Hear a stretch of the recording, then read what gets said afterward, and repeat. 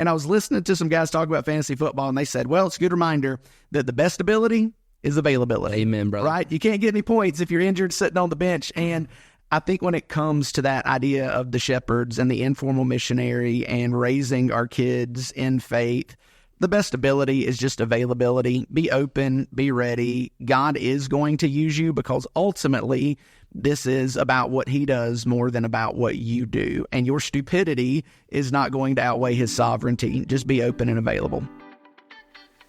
Welcome to Let's Talk About That, the podcast where we take a deeper dive into Sunday's message and explore any questions you might have. I'm your host, AJ Stevens, joined by lead pastor Chip Parker, and I'm thrilled to be on this journey with you. Whether you're a longtime member of the Orchard or a first-time visitor, Let's Talk About That is your space to explore, reflect, and connect. Join us as we navigate the intricacies of faith, spirituality, and daily life, seeking to understand how the wisdom shared on Sundays can be applied to our modern challenges. So grab a cup of coffee, find a comfortable space, and let's dive in together. This is Let's Talk About That, where the conversation about Sunday's message never stops. All right, we're back, and this week we have the very informal Dadcast. Oh, by the way, this real quick, sponsored by Edward Jones this week, so just want to give a shout out to the Dadcast here. Do we need to get that approved through compliance? Or? Probably. Yeah. They are. Do we have to say that, any opinions that, they may give are not reflective of Edward Jones as a company, or Do not constitute advice or recommendations. Based on comments last week, I'm not sure it matters what your personal feelings are, despite your profession or anything else. So it's great. We're just edgy is good. That's right. Today's culture. I don't think it was that edgy. Okay. Whatever. All right. Okay. Okay. All right. Well, we got you guys here, and what we've done over the last several weeks is, well, let me ask you this. It has been put on my radar that you guys are in a fantasy football league together. Yes. Okay. How are we looking? What's the breakdown? We got 3 guys in that league here. All right, so if you don't know the voices, we have Hunter Abercrombie and Seth Wilkins here from our Live Oak location, who are also dads, right? Dads And both work for Edward Jones. I guess both work for you got to Edward know Jones. that joke, I guess. However, the most important thing about these guys is myself, Pastor Matt from Live Oak, and these 2 guys are all in a fantasy league. I'm going to let them talk about it because I did not play yesterday. And he did not play. Oh, what a subtle flex. Why did he not play? Because as the commissioner and the organizer of the league, Is he the commissioner? just so happens he's the 1 seed. Sure. Shockingly. Crazy. Well, it is very surprising to me that a guy who would just refer to himself as Pastor Matt would flex any kind of position that he has. Listen, I'm just saying some of our listeners don't know our voices because we have 3 locations and I'm only at 1. But, however, the most important part of Hunter's comment is, like Alabama, I was the number 1 seed, but I had 3 quality losses. And so those quality losses got me the 1 seed.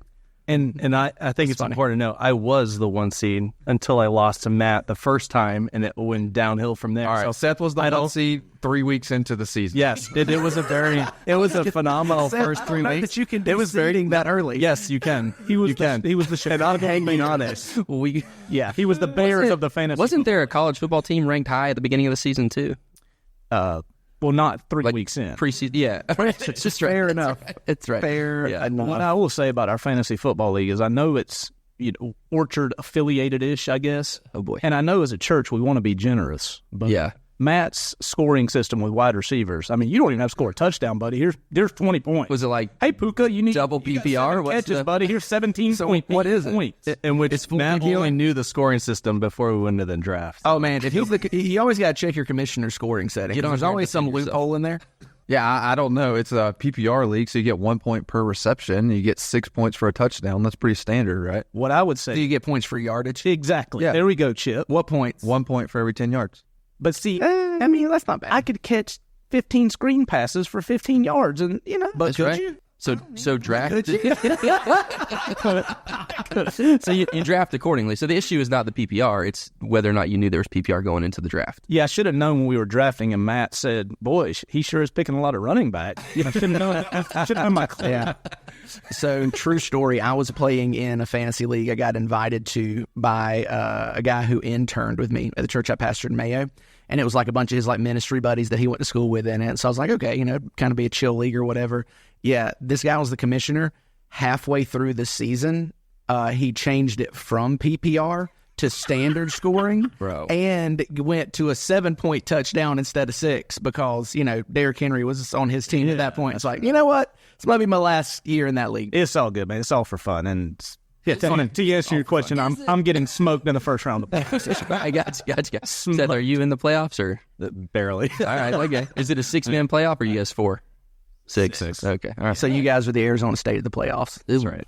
Yes. I'm just hanging on for dear life right now. All right. Well, that's a great segue to last week because you guys had your hot takes, right? Your sleeper teams. My sleeper actually is Arizona State. I think there's something about just clicking at the right time. They seem to be that. So we'll see.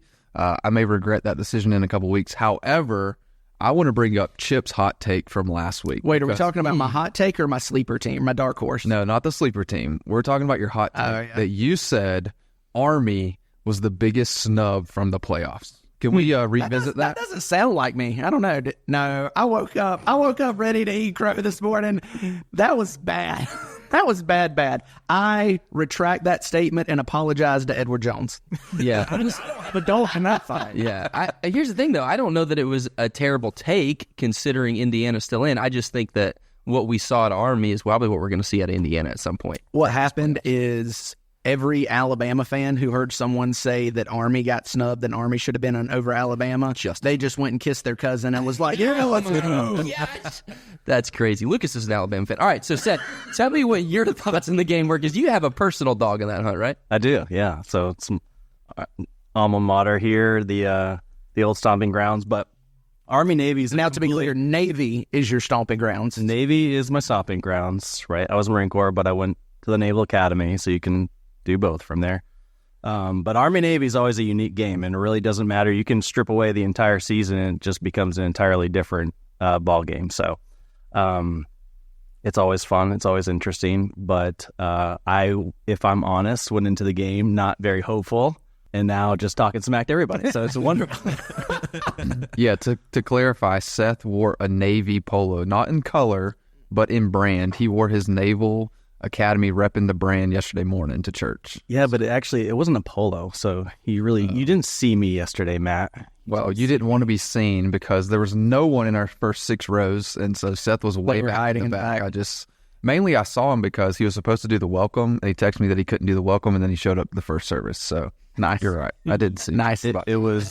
It was for everyone's own good that I didn't do that. It's all right. I got to say, though, honestly, the Army-Navy game is probably like a top 5 sporting event like that you just want to go to. Like that would be right up there with me, and kind of like that top 5 of not based just on like my teams, but just in general, Army-Navy game in the snow, something like that. That's right up there for me. See, but growing up, and I think most people think it's literally the Navy playing the Army, like a pickup game of just dudes come to a field, strap on some hats. I watched that. Right up. I have no idea that it's actually school. All right, so question: who has the most pulled hammies in that pickup game, the Army or the Navy? Navy guys are on a boat a lot. That's what I'm saying. Not a lot of time to stretch it out. Yeah. So this just reminded me. I saw an electric TikTok over Thanksgiving. It was 3. Had to be 60-ish-year-old uncles doing their annual uncle race. I don't know if you guys saw this. Yeah, I've seen it like 3 years in a row, and it's hilarious every time. It is so good because like the one guy who just starts out kind of power walking is like way in the back, but he winds up winning because the other 2 blow out their hammies before they get to the finish line. It is rich, and it is probably foreshadowing for my life, to be quite honest. So have you been to an Army? Like, did you go sit and watch the Army-Navy games? Yeah, so you have to go. I mean, the entire brigade, the entire Corps of Cadets from Naval Academy and West Point go. You see them in the stands. So for 4 years, whether you wanted to or not, you had to go. And then you get out and you want to go and you can't get tickets. So it's pretty unique. But yeah, forced fun, right? When you're there and you're told you have to go, you make the most of it. All of a sudden you don't want to go. But it's a really great time. Yeah, it was. So they call them midshipmen, maybe? Yes, Naval Academy midshipmen, and then cadets from West Point. So that they showed a video of the midshipmen just going absolutely bonkers in the stands when Navy was really getting after it against Army. And just the whole thing is like, you have a dog in the hunt. You guys always have the back and forth, like, hey, our branch is harder than that, whatever, that kind of thing. And so I'm sure there's some pride on the line. and maybe you don't, maybe you're just a good, humble guy, Seth, but I got some family in the Army, and they're always talking. Maybe it's just the Air Force. I feel like I don't know if anybody in the Navy thinks they're harder than the Army, but I kind of fall back on the Marine Corps, so you have that into Oh, yeah. There's that flex. I wasn't like, Though, I am going to take up for my Army take just a little bit. I'm just going to offer one small defense for my Army take, and that is it seems like when a team gets left out of the playoffs, they have a big blowout loss the next time they play. I don't know. I saw that last year somewhere. it's a good theory. I mean, we won't accept that as excuse, but we're already 10 minutes in. He hasn't got anything church related. So yeah, you want to spend another 10 right here. All right, this is great. So one of the things that I love about when the moms show up, when you guys show up, is I think it's helpful for our listeners because your average person listening, I think they're walking through the struggles of life. We all are. And I think for us as pastors, there's maybe that stigma like, well, they just don't deal with what I deal with, which is not true. But it's good to get dads and moms in the room and say, hey, why don't you share some insight and just what reality looks like for you guys? Because that's what I think the majority of our listeners are thinking and feeling like, well, I want somebody I can relate to. So what I love about having the moms and the dads in here is just getting a chance to kind of say, hey, share some real life with us. And so here's what I would start off by asking you guys, and we're all dads in the room, so we can all contribute to this, but I would love for you guys, Seth and Hunter specifically, speaking of that, what is one of your biggest struggles as a dad during the holidays? You guys have anything that you're like, this is just, for whatever reason, it seems like when this shows up or when this happens, I'm struggling as a dad, or maybe a husband too. Yeah, I think maybe the chaos of it all and keeping your eye on the ball is kind of the thing, because kids get pulled in a lot of different directions. You get pulled in a lot of different directions. And so kind of remembering what it's all about, especially with young kids what are they excited about? They're excited about getting out of school. They're excited about presents. That's candy canes, yeah, the bumper, right? Candy canes, presents. So I think just kind of keeping everything in perspective and keeping your priorities is probably the biggest thing. And not that there's anything wrong with, a little bit of that levity and things like that. The kids wanting that's natural. But I think that's probably the biggest thing for me. And then recognizing that my spouse does a ton of stuff around the holidays, and her mind never turns off of, did I buy this for everybody? Did I buy that? And making sure I'm pulling my weight, I guess you could say, around the house. Yeah. We talked about, okay, so you saying for you around the house. I was going to say, if you're talking about your wife still with presents and whatnot, we talked about expectations last year a lot, right? Like just, there's this unwritten expectation this time of year that you got to match the energy that you're going to receive, and it kind of takes the joy out of gift giving because it becomes more of an obligation than it does, generosity thing, and that can be a tough tension to manage. So yeah, I feel that. Seth, what about you? You got anything that you're like, man, as a dad, this is what I struggle with during the holidays? Yeah, absolutely. So, going into holidays, specifically Christmas, there is this idea that you want to make it kind of this memorable event for the kids, but then like Hunter said, you want to also make sure that we're focusing on the right things that we should be as a family. I am very much not a sentimental guy, so I think I struggle with that, where my wife is wanting to do all of the different Christmas events, and I'm very much a homebody, so it's like, hey, on the weekend, I just want to relax, and we're go. So I struggle with that line of wanting to make it special for the kids, wanting to, kind of keep our eyes on the prize and what's truly important, but then also recognizing that, there's two parts to this equation. That's, my wife, and I'll give you a great example. We went to the Live Nativity in Jacksonville last night, and I'm getting over a cold. Did our series ruin that whole thing for you? Or what? I got my mom this weekend with hers. I'm like that. I'm like, here's my coloring book. Perfect. Yeah, they're walking through the Live Nativity. Seth stands up. That donkey is not biblical. I picture Buddy the Elf. When he's just ruining everything. That's right. That's not really Santa. You smell like beef and cheese. Crying in the back because he's so just doesn't know what. Anyways. So we go to the Live Nativity, and I'll be honest, I didn't want to go. I didn't want to drive to Jacksonville on a Sunday night. I'm getting over a cold. It was just not the most exciting thing in my mind that we could do on a Sunday evening when I'm struggling to stay in the playoffs for fantasy, right? And I've got to support my team. And obviously, if you watch your guys, they're going to do better. That's right. Yo, We got derailed real quick here. so relatable though. But that's about it. That's good. Oh man, I feel like I'm the guy, right? That I just ruined everyone's Christmas. So my apologies if you're a listener. Your Christmas is ruined. Your traditions are ruined. You sold your nativity set on Marketplace. Send me an email. Give me all of your. I hope you put in the harshest takes. description inaccurate. Yeah, I mean, it's hard caring for people's spiritual well-being when you have to do this. You got big shoulders. You can carry it, buddy. Send me an email, chip@theorchardcc.org. I'll say this, shout out to our family, Matt. Was picking up the kennel from my mother-in-law's house last night, and she had a nativity set on her front porch. And you know what was in it?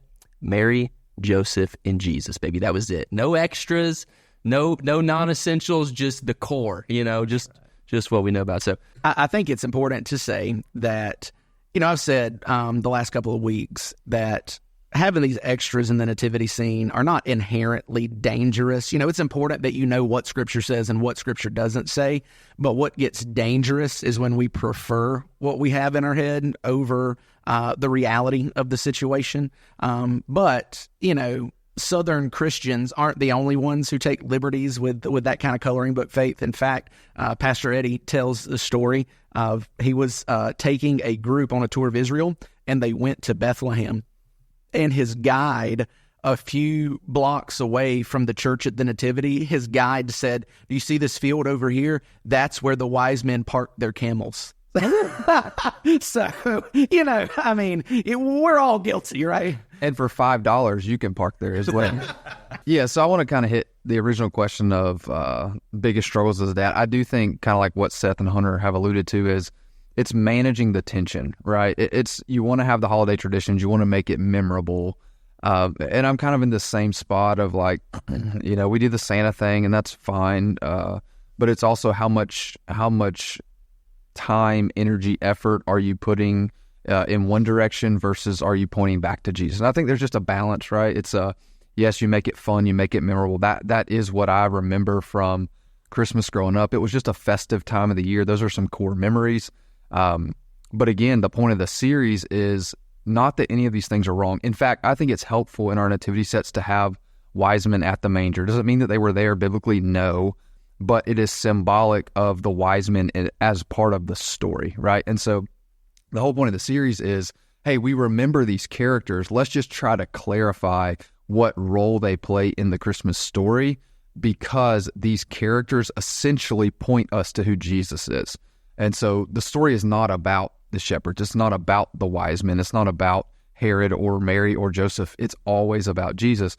These characters, though, are symbolic and can point us to Jesus. And that's kind of the point. But that's also the tension, I think, that you manage this time of the year is how much time, energy, and effort do you allocate in one direction, and then try to not even balance it, but make sure that the true motivation and the reason that we celebrate is always pointing in the direction of Jesus, while still having fun and making memories and watching the Nutcracker or whatever it is that you'd like to do at Christmas. Yeah, that's good. So, Chip, what about you? As a dad, you have a big struggle during the holidays. You're like, I just find myself. Yeah, you guys are, taking the spiritual route. The first thing when I read that question that popped into my mind is my biggest struggle is wrapping presents. Yeah, that's a good. Like, I, for the life of me, cannot make a present look good when I wrap it. Like, gift bags were made for guys like me. Yes, go say so. And it gets, so it's worse than that, though, because when I was in late high school and then when I was home from college, there was a Christian bookstore in town that the pastor there, the guy who owned it was my childhood pastor growing up. And so I wound up working there. And just like any Christian bookstore in a small town, it was 10% books and 90%, Gaither CDs and angel statues and, all this stuff. And so it was a lot of gifts is what it was. And we had a whole gift wrapping section. If you bought something, we would gift wrap complimentary. Well, I got busted one day by the boss when he came in when I had a customer behind the counter wrapping their own present. And I said, I gave them the option. I could do it or they could do it. It was up to them. So, no, seriously, it's so bad. And I say this seriously because my wife is very, very type 1, on the Enneagram, very perfectionist driven. And we have matching wrapping paper, and her lines are crisp, and the tree is balanced with the gifts around them. And so I feel so bad when I bring her presents out and put them under the tree. And it's just really obvious that I just can't match that energy. And so what I have figured out, though, is the back doesn't matter. So if I make the front look really great, I can put my gifts kind of to the back, and it just like wadded up, doesn't even cover the whole back of the present. So I'm learning, but my point is it's a struggle because I want to make it look good for my wife. We've all alluded to our wives put in a lot of work to make the holidays special, and it kind of stinks when they get the leftovers and it's not as special for them. So we kind of have this funny thing at the Parker house where she knows how much of a struggle gift wrapping is for me. And so she comments on the wrapping when I do a good job as much as she does the gift. She's like, oh, you did a really good job on this one. That feels good. Yeah. Yeah. Everybody likes a pat on the back. Yeah, that's great. Man, so let me ask you this. Did your parents or do you guys record Christmas in any way, shape, or form? Like, did they get the camcorder out and, like, do any of that? I feel like we did, but I don't know that I've ever seen any of it. Yeah, we may have. I don't know. If my mom probably got distracted and turned the camera to something else, whoever she was talking to, instead of getting... That's how my baseball games went. Yeah. You got a great... That's hilarious. Now, when you're pitching, if the camera pans, it's usually not a good thing, right? Like, oh, that's not good. We lost sight of that one. Yeah, my dad, he always... In fact, I can remember as a kid, it was like the old school camcorder. Like, you have to lift weights before Christmas to be able to pick it up kind of thing, like the gigantic thing. But as kids, you're itching. You're just tearing down the walls like, can we go? Can we go? Can we go? We haven't slept all night. And the one thing we had to wait for, my dad had to get the camcorder. He had to put it on the tripod and there was one particular spot that it went so that it could see the presents in the tree and everything. And until it was set up and ready to go, perfect angle, we could not come out. Now, again, have I ever seen one of those videos? No, not one. I don't know, but we had to have it. Oh, you have those, like, the handshake emoji, right? Steve, handshake, Alex, because it was the same exact thing to a T. Yeah. You would set the camcorder up. You couldn't move. And if you know my dad, I get in trouble for talking about my dad on podcasts because last time it didn't go so well. But send me a text. I'll send you a private link to another phenomenal podcast. All right, hold on. If you know AJ, you know his dad. So there you go. Can confirm. To a degree, because there are certain things about my dad that I avoid at all costs because they drive me nuts. Not bad things, but like he just has no sense of time, right? Like he doesn't care. He doesn't care to be late.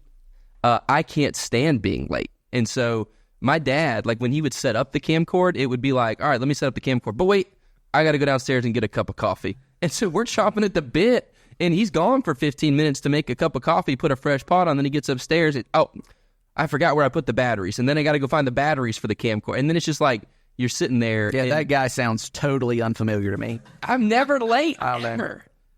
No, batteries, I'd be losing some batteries. I'm not going to lie to you about that. But all right, so here's my question. Talking about the gifts, you guys have made me think about this because we had a merging of families, when Leanne and I got married, and we had two different traditions.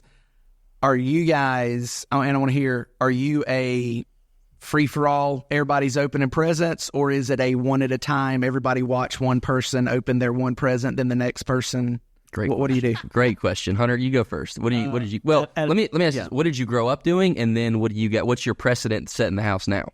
Well, growing up, the presents in the morning, Christmas morning, were not wrapped. You just came out and they were there. Somebody else said that the other day. Yeah, Santa never wrapped presents in the Parker house. Wrap presents. Yeah. So now they are wrapped, and my wife wants everybody to go one at a time, but then there's disappointment because we open, we look, we toss to the side, and where's the next one? 100%. 100%. Yeah, that's what we do now. Yep. So before Seth goes, I'm going to just take a guess. Can we do this like the Vegas overnight? Oh, yeah. I think in Seth's house, if they did one at a time, it might be December 26th before they all got it. So inside joke said that was a lot of kids. Yeah. So growing up, I'll start there. There you go. We did one at a time, and we did not videotape it because it would be like an 18-hour long video where my parents would just torture us, spread it out all day long. So it was one at a time growing up, and we've carried that tradition somewhat over to our kids where it's kind of a hybrid. I mean, That's how you make it to New Year's. Exactly. You try and control 4 gremlins, and you can put in your best effort, and it doesn't really work. But we do. My wife does a good job of kind of getting different types of gifts, and so the stockings is a free for all. The little tchotchkes or kind of small gifts they can do, but then the larger ones, we want to make sure that we see their faces. Right? Yeah, that's right. That's right. That's see the disappointment when they look at that price and say, that wasn't the color I wanted. We say, perfect. That is my least favorite part about birthdays, Christmas, is receiving a gift in front of somebody, because they put some thought into this. They got to this point, and I don't want my response to not meet their expectations. Every time I get a chance, I'll take the gift and I'll say, oh, thank you so much. I'll let you know, I'll open it when I get home, or just anything to avoid opening it right there in front of that person, because I feel like it never lives up. Yeah, I am in the same boat on that. I despise opening gifts in front of people for the same reason, because I know usually what they put into it. But also, to bring psychology into this, there's love languages, right? And one of the 5 love languages is gift giving. And usually the one who's like, hey, I want you to open this right now, that's usually, I would guess, is their love language. I feel seen. And so it's almost magnified, because that's what fills their tank. And to be honest, that is not what fills my tank. And it doesn't mean I don't appreciate it, but there's like this dual magnification of this, of like one person really, really, really, really gets enjoyment out of it, and I really, really, really don't.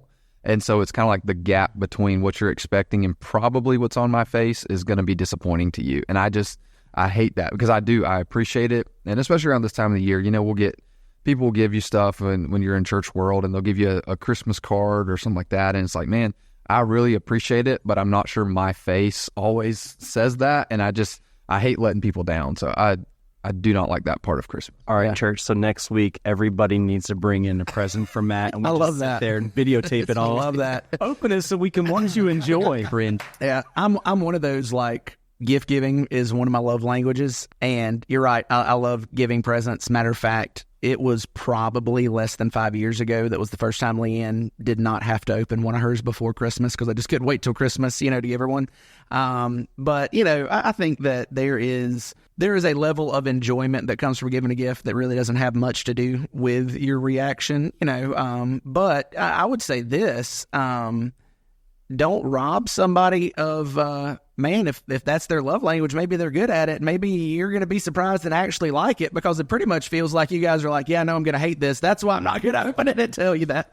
Yeah, I think for me, it's just like, I want to make sure that they know how appreciative I am. And I'm a planner, and I don't like surprises. And I'm like, what am I going to open? And it's like, I'm mentally thinking about it, and I think that's reflected on my face. But I will say, to your point, my wife is phenomenal at this, as far as like, she'll get me something, and at first it's like, I didn't ask for it, so I'm just kind of like, I appreciate it, but I'm just kind of undecided, what this, and every time I find myself 2, 3, 4, 6 months later of like, man, I use this thing all the time, and so for me, it's like the enjoyment is like 6 months later, I'm like, man, if I could open this now, my face would be like, wow, this is incredible. But in the moment, I'm like, this is good. I didn't necessarily ask for it. But she has this like way of almost like knowing what you need without knowing that you need it, kind of thing. So that's always cool. I'm just imagining Chip circa 2000 being very excited to give a crudely wrapped version of Vince Gill Home for the Holidays from the Perry Bible Bookstore to some.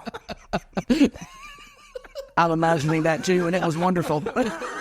What a full circle moment there. I love a full circle moment. That was great. You want to guarantee an excited response. I'm a size Benelli Super Black or Eel 3. If you really want to see like a great response, you hand me. Yeah, go ahead. Yeah. To Seth's point, if you do bring a gift on Sunday, I wear a size Benelli Super Black Eagle 3. That's right. Oh man. How weird would it be if, like, instead of giving gifts, people were just like, I'm going to pay your water bill this month? Because that's the joke running around. Like, people are fishing right there. People are always like, why are people giving me stuff I don't need? If you want to know, like, I'm size, this is my mortgage, or here's my car payment, or whatever. Like, that would be like the most awkward Christmas ever. Hey, let me see your mortgage bill. I'll cover you for this month. Chip said, what if they just did that? That'd be crazy. If they just came up and paid my water bill, that would be nuts. Man, all right. So what if? Let me ask you this, and then we'll kind of get to some serious stuff. We talked about the hard part. Have you guys had any like failure moments as a dad during the holiday seasons that you wish you could take back, or maybe just with a family member, you're like, this was horrendous? Oh, man, I got one. Yeah, fire me up. Man, and we talk about it every Christmas. So I was probably 19, and I don't know if you've ever seen the Saturday Night Live, the video about all the dads and the kids getting all these presents, and it's like a song, and then the mom's like, and I got a robe, and that's all she got, like that whole song. Everybody's getting all this cool stuff. So I was probably 19, so my brother was 15 or 16, and Christmas morning comes, and we didn't get my mom anything. And so my dad could tell, that she was not happy. And so he's like, here's $20. I don't care where you go. I don't care what you do. You go find your mom a present. And so the only thing open, for whatever reason, was Walgreens. And we go in and we come home with this. It's like a house, but it's got batteries, and you turn it on and it lights up. And it plays the Trans-Siberian Orchestra, and like we bring it home. And my mom, she was ticked. But now it's hilarious because it's like a great memory. But man, That's phenomenal. awful. That's phenomenal. I'm sure you guys walking into Walgreens would be like, this is it. This is the movie. This is 2003. It's not like Live Oak's just. I bet you were itching for Vince Gill home for the holidays right about then, weren't you? So circa 2002, walk into Walgreens. Do you guys sell water? Oh my gosh, that's a phenomenal story. What about the rest of y'all? Anybody got like this was a massive fail that you remember from the holidays or this I year? don't know if it's a singular massive fail, but I mean, probably a repeating massive fail for me is I'm as surprised and excited about what the kids get as they are, because I have no idea. Oh, that's so cool. And my kids know it at this point, where the running joke is dad buys it, but mom picks it out, right? And they'll literally open the present and they'll thank mom. And I get it, but I'm sitting there like, Young grateful little Fail. That's so good. All right, so this is not a holiday dad fail. But, we talk a lot about, spiritual formation, being the kind of church where parents are the, primary spiritual influence in your kid's life. And I think when you're trying to figure this out, you can force it. And so this is like Pastor Eddie's favorite Chip story. My oldest son was in kindergarten, and we were driving to Columbia City Elementary School, which is right down the road from here. And I would take him to school every day, and we would talk. And so he was sitting in the back seat, and he was just thinking, driving, and he goes, "Dad, what's a sinner?" And I said, "Well, I'm glad you asked, because a sinner is someone who falls short of," just like go into like a 15-minute, theological treatise about sin and separation from God. And that's why Jesus came, to reconcile us to God. And he goes, "I thought it was different places you went in class to do your stuff." And I was like, "Did you say what's a center?" He said, "Yeah, what did you think?" And so that was my biggest dad fail moment, and it is still like Eddie's favorite story, because he's like, I've seen you enough in too many sermon planning meetings to know what that 15-minute treatise was about. And that's the last time Haddon ever asked a question. At least you got to shoot your shot there. That's great.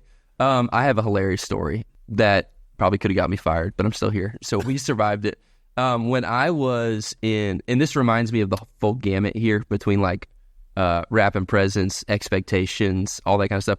When I was filling in student ministry in Live Oak several years back, I was making the point on the front end.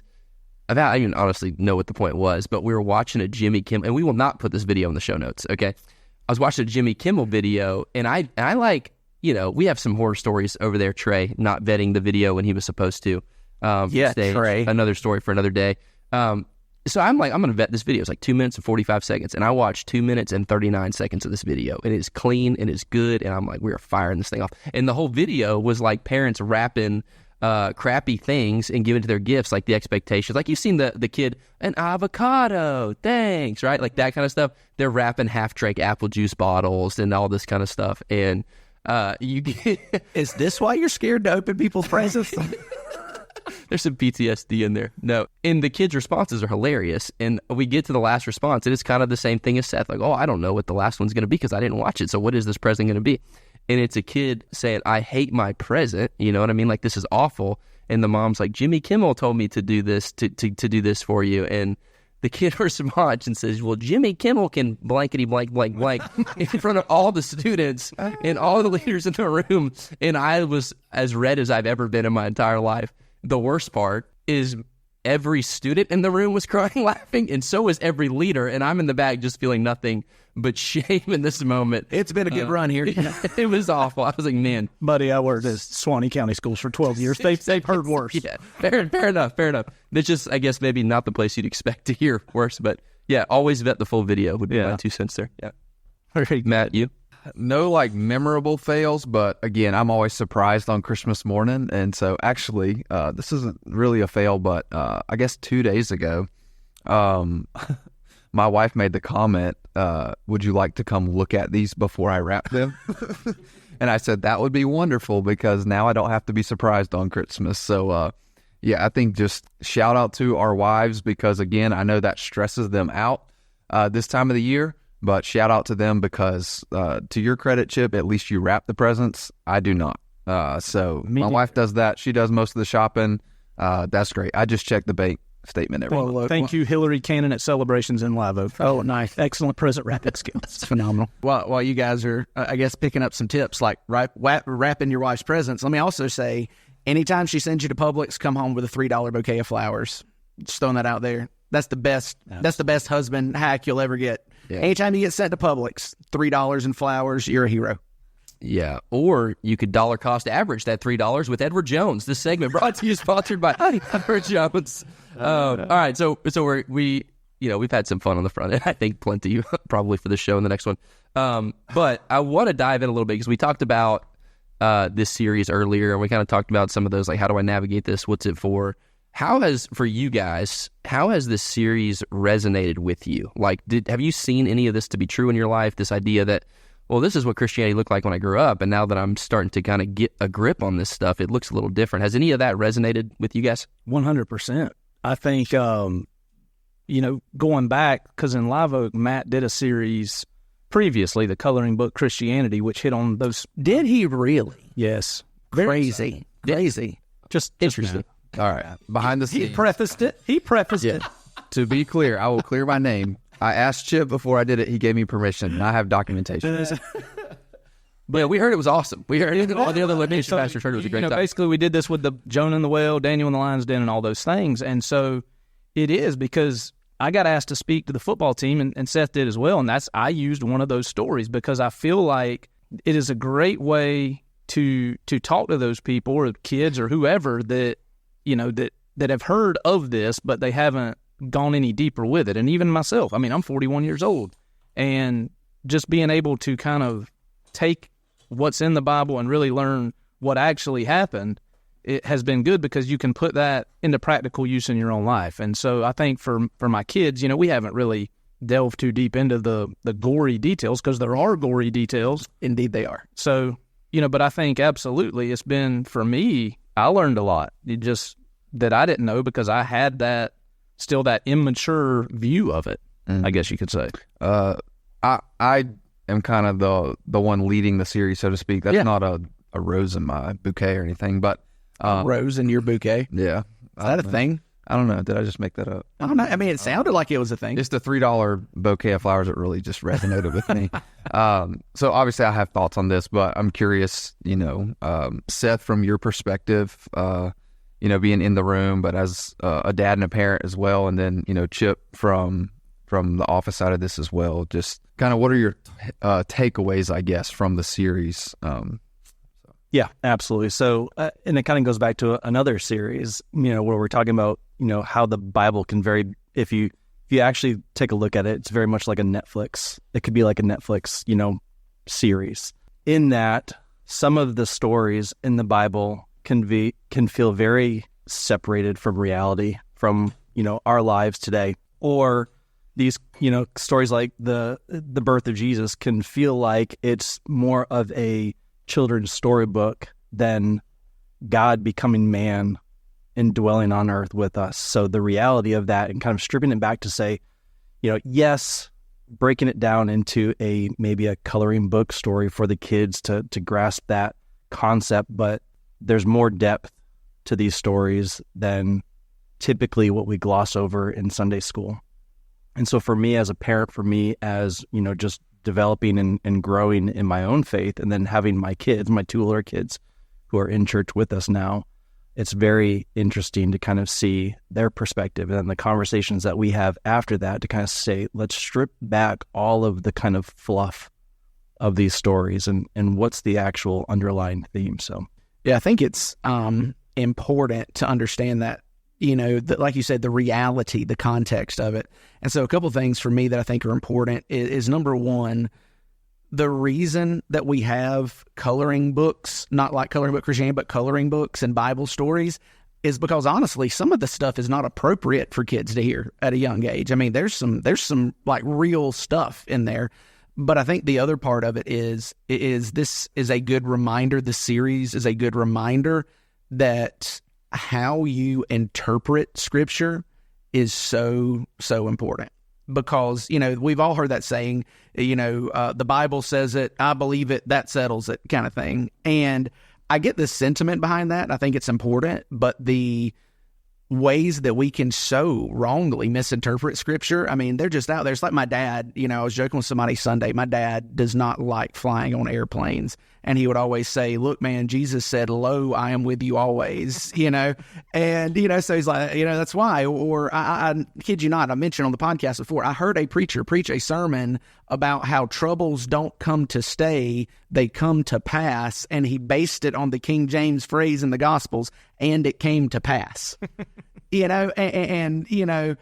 So it's so important that we interpret Scripture in light of the people and the cultures and what was happening around them, because that, like you said, Seth, helps kind of color in the fact that these were real people in real situations, because so much of the Scripture, in fact, all of the Christmas story is not prescriptive, it's descriptive.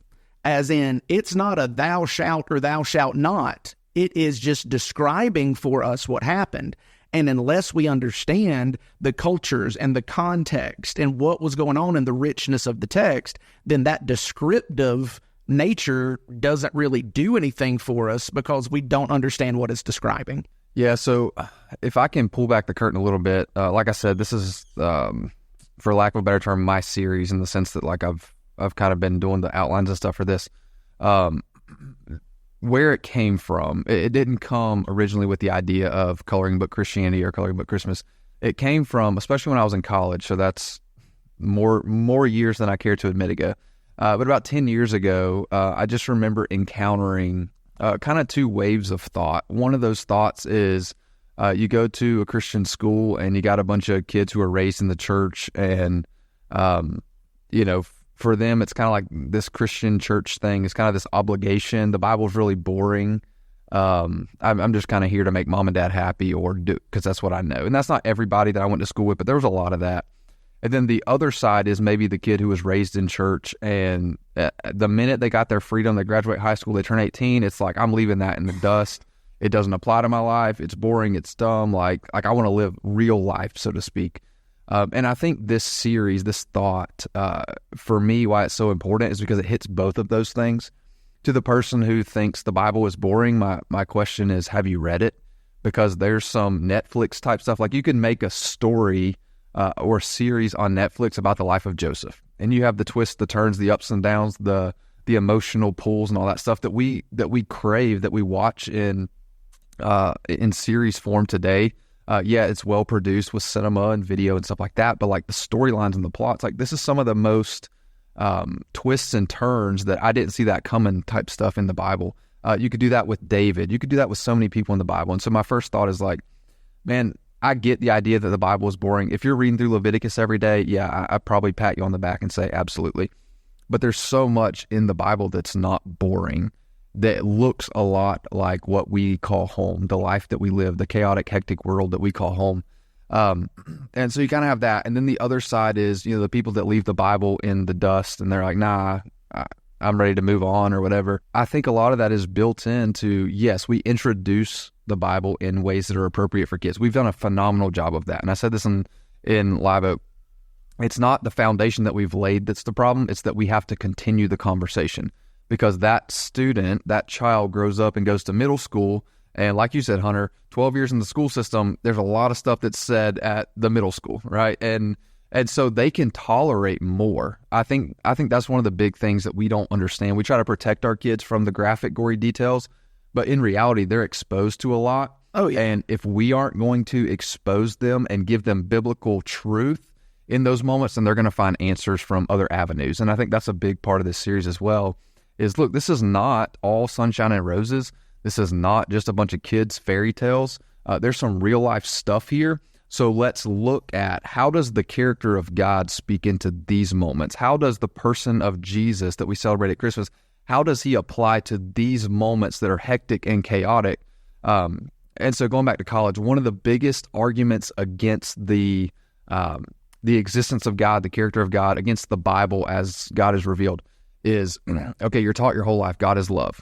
What do you do with this in the Old Testament where God commands that you wipe out an entire population? And I think that kid who grows up in church, who goes to university, public school, whatever, and he encounters that argument, if he has a coloring book version, a childlike version of his faith or her faith, when they show up, now they have a crisis of faith because they don't understand, how does the character of God that I've been taught my whole life, how does he relate to this seemingly hectic and chaotic environment, right? And that's just one example, but I think that's the heartbeat behind the series is, no, let's look at the Bible with our adult glasses on. Let's see that the Bible relates to people just like us, and these characters and these stories that we are so familiar with, it's not really about those characters and those stories. They always point us to who Jesus is, and that is the ultimate solution to all of these problems. All right, so I got a question for you then, Matt, just about the example, like student goes to high school or college confronted with,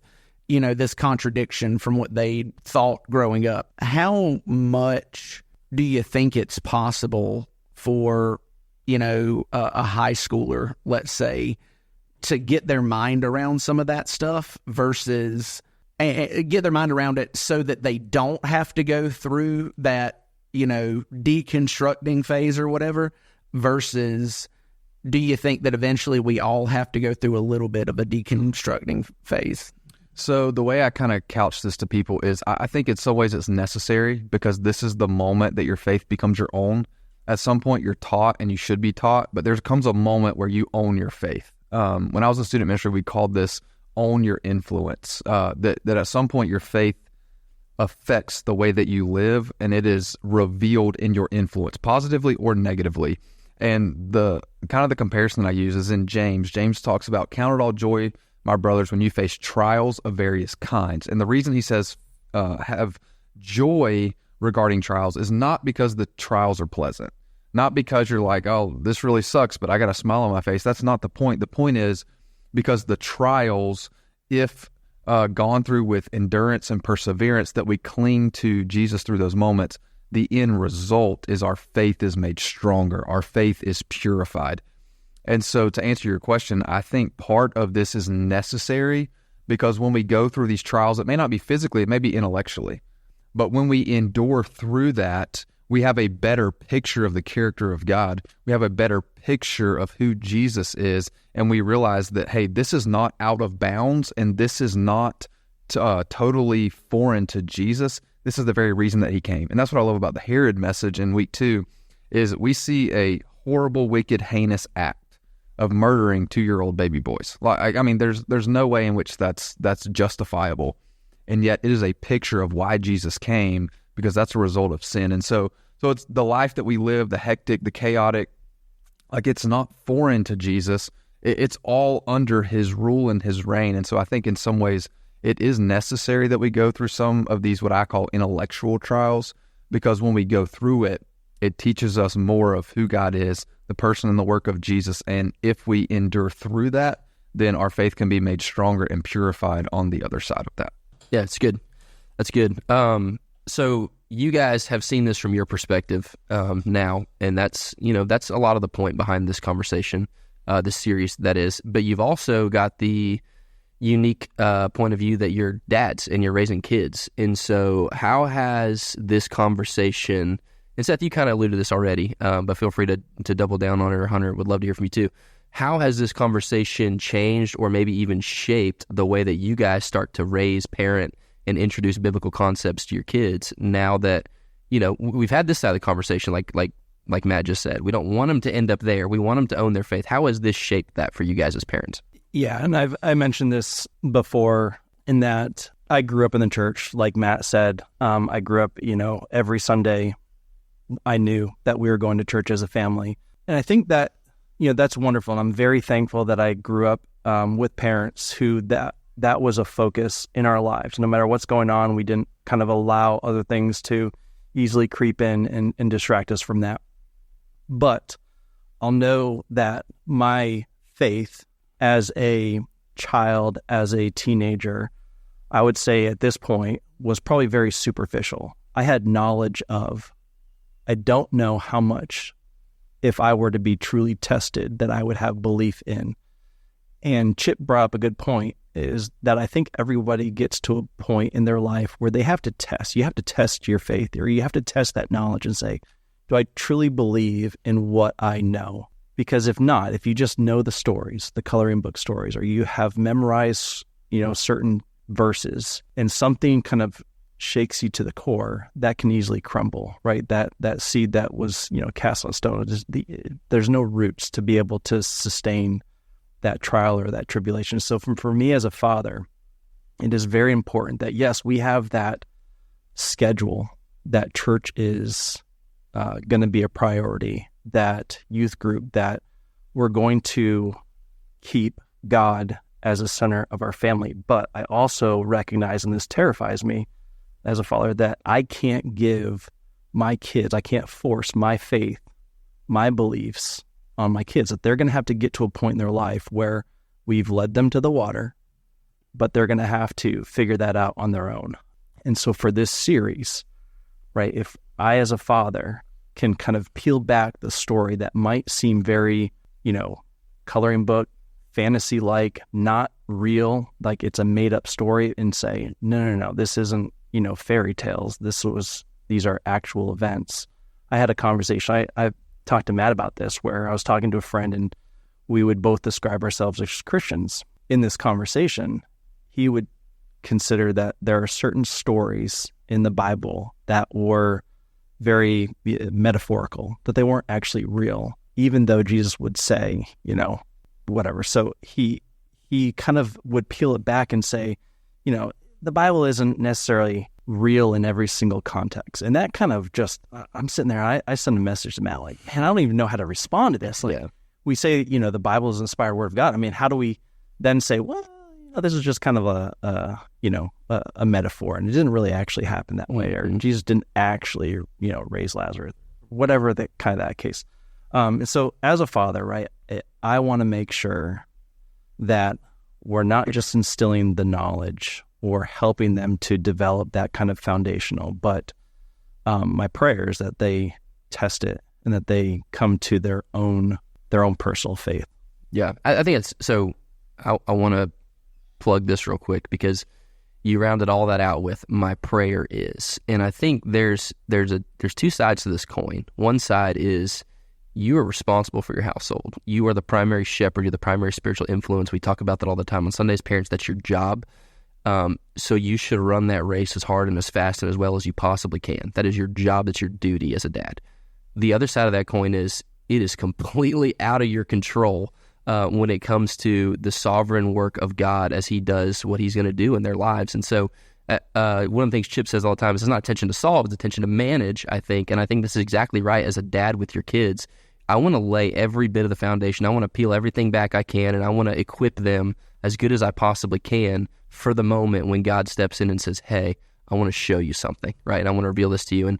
And prayer, I think, should be such an important piece to the puzzle for dads, for moms, because there's going to come a moment in time where it's out of your hands and you're trusting God with the results to everything that you have planted and harvested or hope to harvest. So, yeah, I think, and I want to mention a story real quick and then we'll point it to Hunter. But I think part of this tension for me, and then this is a pastor, right? So the paid professional, so to speak, right? Like, oh, he's got it figured out. Well, this is a tension because sometimes you have long days, sometimes you're just tired or whatever. And so for me, what I found is the schedule is important, but it's also important for those impromptu moments, because in those impromptu moments, and this happened the other day, and I love this because I think it speaks to a little bit of the question. I want to get Hunter's perspective on this. So I took my girls up to the church. We were grabbing something, just life of a pastor. You run up to the church throughout the week and get supplies or whatever. And we were in a back closet looking for some supplies. And my oldest daughter, who's 5, just in that closet, she makes the impromptu comment of, hey, Lane's dad, which is Hunter's son, Lane's dad came out of here one time and he was dressed crazy and he had his shirt inside out or something like that.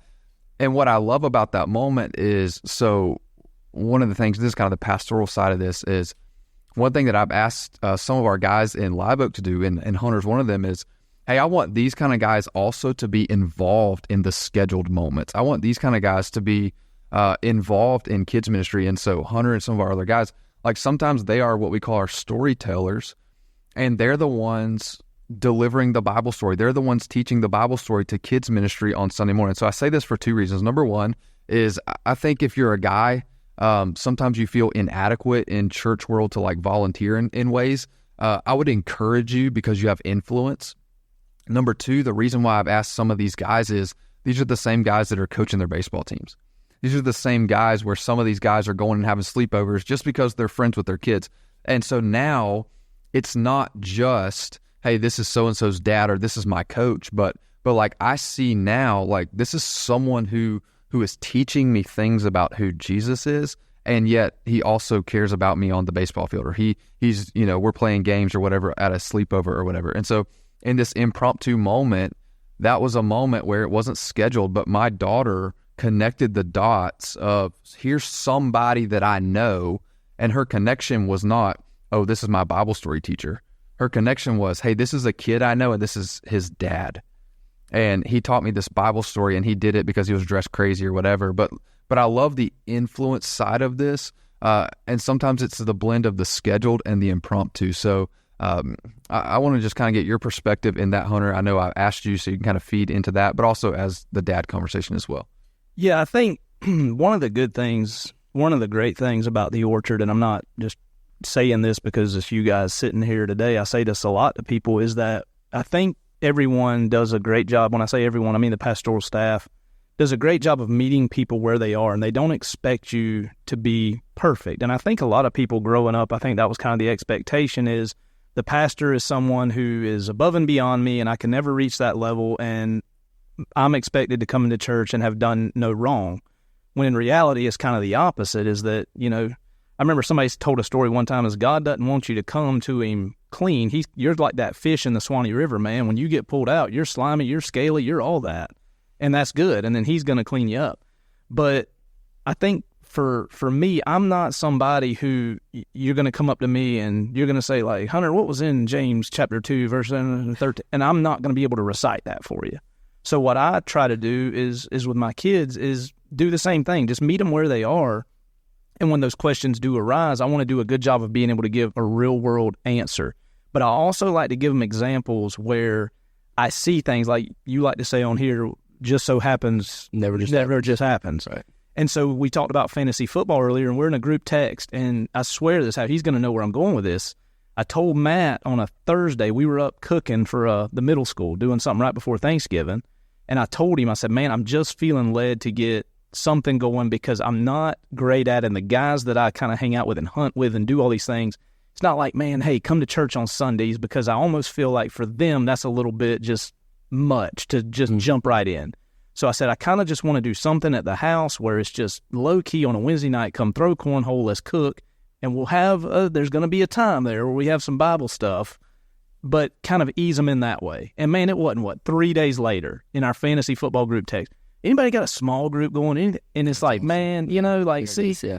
And so I try to do that same thing with my kids. And like Matt said, it is good. And with that, they tell me I'm going to be a storyteller, and I go into Cindy hands me a script for the skit that I'm supposed to act out in 5 minutes. Yeah.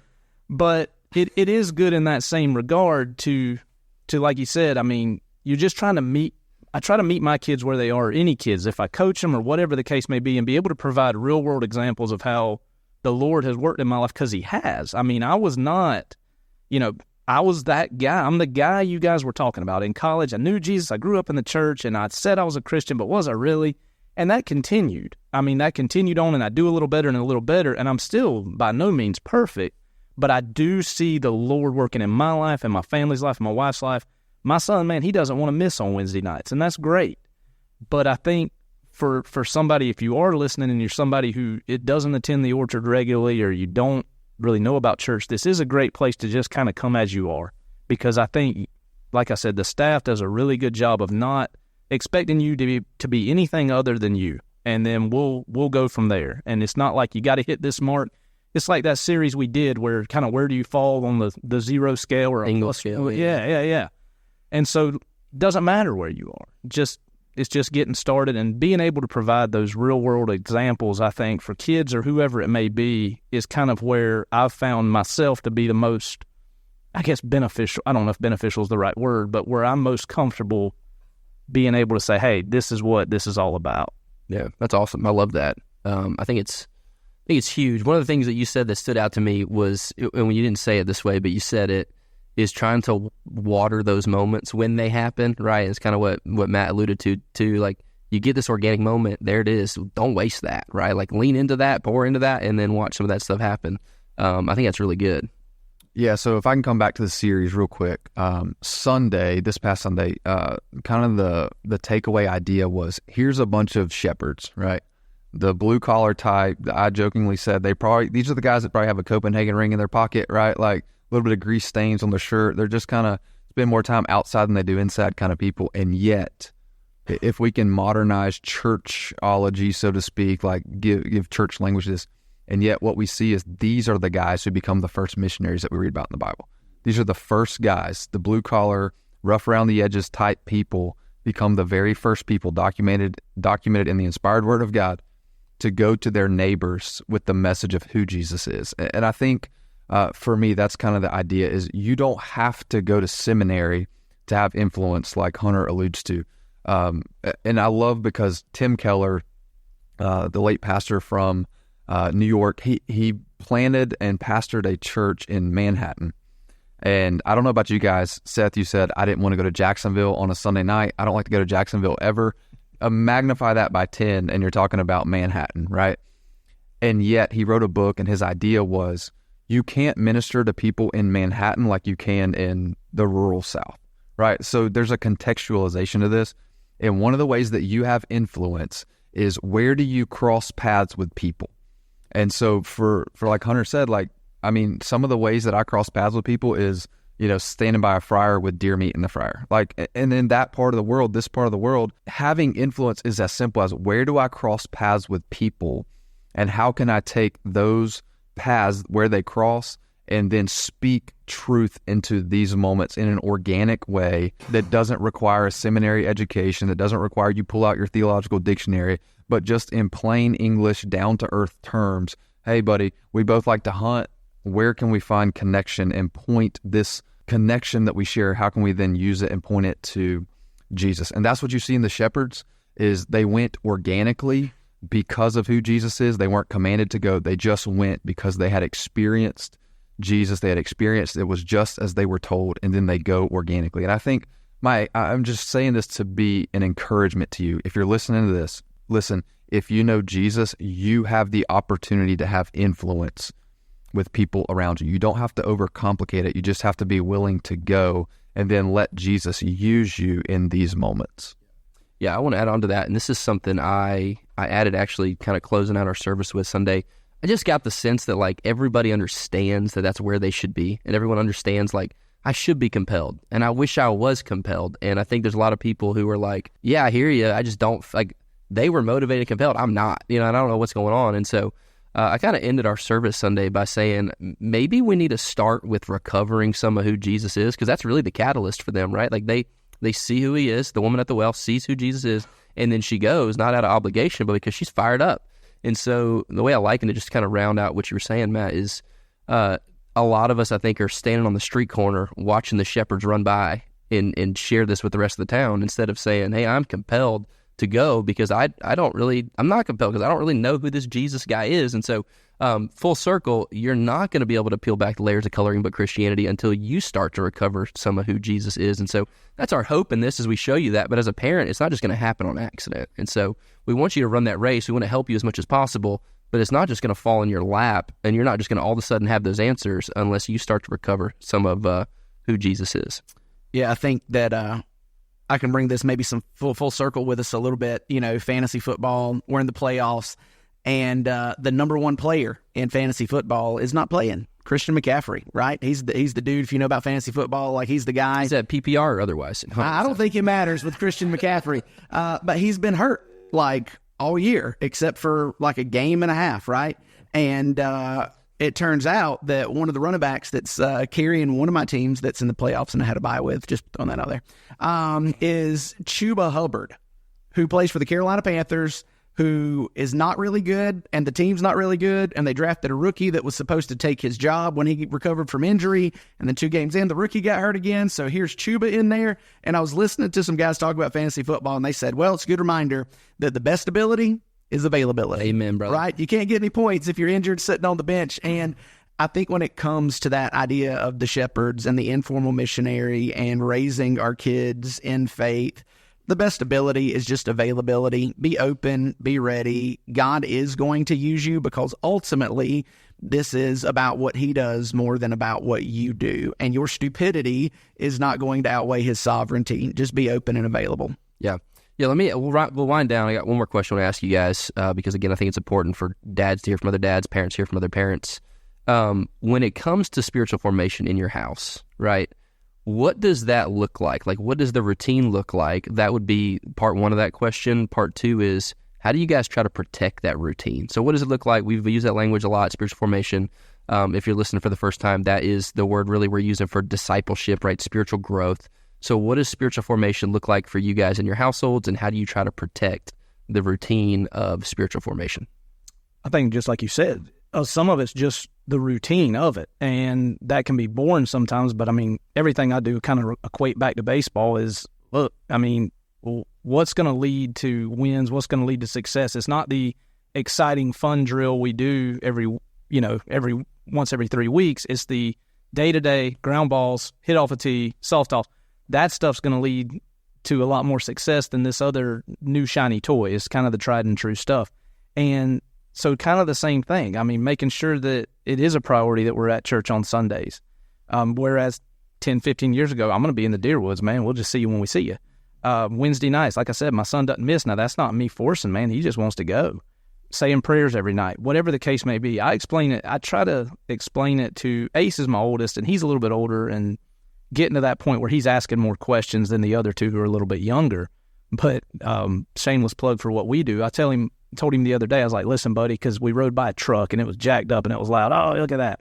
So I'm going to tell you something, buddy. The people who have money aren't the guy with the jacked up truck, the new truck. It's that old man in a 1985 Ford with his overalls. That's the guy that has money. That's right. Kind of the same thing with, like, you don't have to be a preacher to be the guy who can talk to your friends about Jesus or invite them to church. It doesn't have to be, hey, man, I'm going to church tonight. You want to come? It's fun. We eat. We play games. We do this. Whatever the case may be. But just, I think that intentionality, I find myself doing more and more with my family and making sure that the main thing stays the main thing. I guess you can say it's nothing out of this world. It's not any secret sauce. It's just a lot of it is making sure that we're talking about this and that we're doing that, and that those traditions are around Christmas or whatever the case may be, that we remember why we celebrate Christmas, that we remember why we're here and why we have the things we have. It's good. Good. Seth? Yeah, there's nothing profound about what I'm going to say, but it's in the details, I think, and the schedule, the routine. Our kids look at what we make priorities. And if what we're prioritizing is the world, we don't have to say a word, and they're going to pick up on that. And so making church a priority, making Wednesday nights a priority, making going to Jacksonville on a Sunday evening to go see a live nativity is a priority, right? It's those little details that there's really no words spoken. And I think as Christians and as parents, I think we get so caught up, if we're not professional pastors or missionaries or whatever label we want to say, that we have to have the perfect words, because ultimately there's nothing that Seth Wilkins could say to anybody that would convince them to believe in Jesus. It's got to be that encounter with Jesus on the road, right? But my actions can easily dissuade someone from saying, I don't care about if he has Jesus and he's living his life that way, I want nothing to do with that. And so, for me as a father, it's what example am I giving? If there is a character flaw that we need to address as a parent, right? Are we shaping that interaction in a worldly response or in the character of Jesus, right? So am I trying to develop my children to be a good person by the world standards, or to say, this is why we need to correct this because of God, right? And so I think that's hugely important. And it's both for our children, it's both in our interactions at work, at the grocery store, and everything that we do. Is there doesn't have to be any word spoken, but how are we living our lives and what are we prioritizing? What is our treasure? Yeah. That's good. It reminds me of a quote that's been attributed to Gandhi. He says, I like your Christ, but I'm not so sure about your Christians, right? Like, I like this guy, but the people who are modeling him, I'm not sure if I'm in on that. I think it's huge to model that. I always say, anytime I speak to a group, and Ace can quote it now too, there's that Christian rapper Lecrae, and his quote, if I'm wrong about God, I've wasted my life. If you're wrong about God, you've wasted your eternity. Don't want to waste my life. That's what I was hoping for. Yeah, I was hoping to get. Yeah, I actually, it's my third time singing on here, and it never goes well. So carry on. No, but just, when you think about that quote, and when you think about eternity and where we're going to be, not for a year, not for 10 years, man, this is for eternity. And so if I'm wrong and nothing happens when I die, okay, well, I was wrong.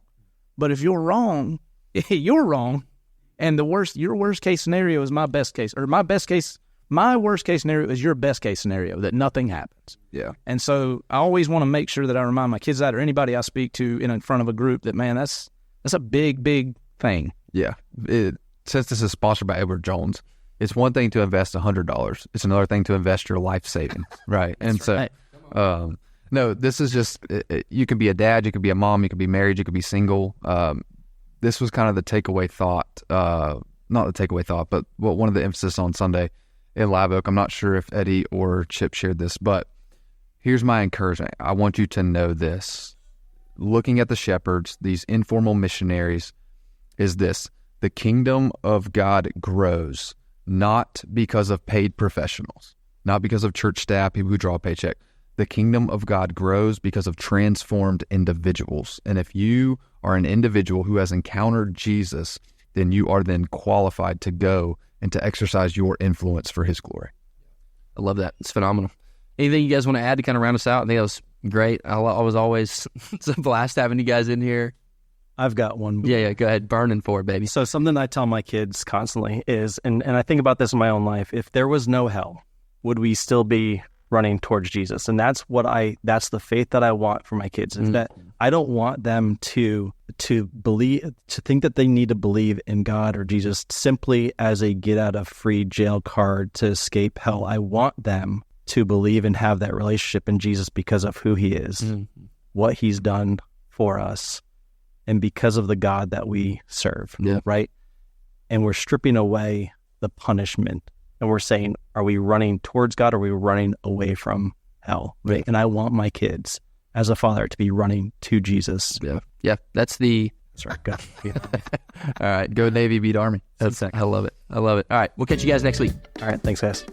Thanks for joining us for this episode of Let's Talk About That. We hope it encouraged and challenged you as we continue to grow in this journey of faith and embrace community.